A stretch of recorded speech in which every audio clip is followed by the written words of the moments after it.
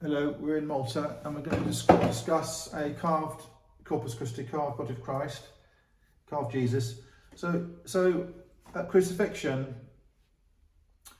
on this occasion, they've depicted him with one nail through both feet. And when you're looking in the marketplace for these items, you'll find, rather indelicately, some are described as 3-nail Jesuses and some are described as 4-nail Jesuses if the feet are nailed separately. So this is an example of it being 3 nails. You can get them with 4 nails. The date of this is about 1800. It could be a little bit earlier. It's not medieval. It could be a little bit later, but it's not Victorian. It's not paper mache or plaster. It is carved wood, and you can see the pine on the reverse. It could be chestnut, I suppose, and it would have been on a masonry or a wooden crucifix. And the work, even on the back, is good.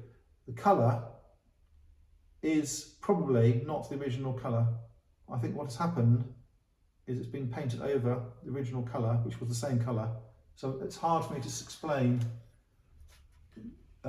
whether it's original or not. Certainly the blood is well painted with care, and I notice the nails are through the wrist, not through the palm of the hand. You have rope work, you have a cloth to provide modesty, and very occasionally when you're buying these Jesuses, you will find the whole set of 3 crucifixes, because when he was crucified there were 2 other people or more, thieves, and sometimes you can buy the set of 3. It's very, very rare. It wasn't rare historically, but it's now becoming very hard to buy the set of 3 that are a proper set. And sometimes you'll find, for example, if you buy the set of 3, the other 2 thieves have more clothing on, so that there is a differentiation. It's not a case necessarily of people buying a set of 3 and then splitting it up and making 3 Jesuses.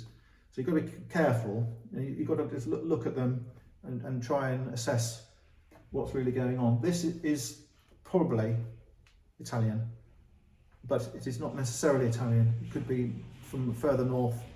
The face is not particularly Italian, but I think it may well be Italian. I'm not a scholar. I don't know for sure. I think that it is certainly of significant age, and it's well made.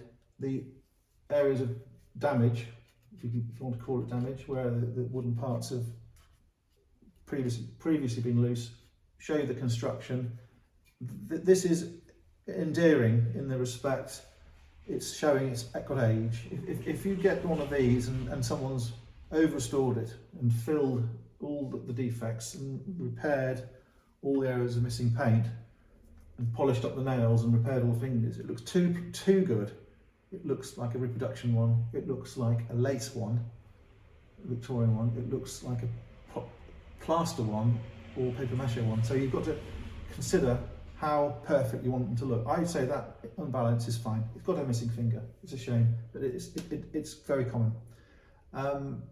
The gash is when the Roman soldiers either wanted to hasten their departure and go home, or they wanted to finish him off.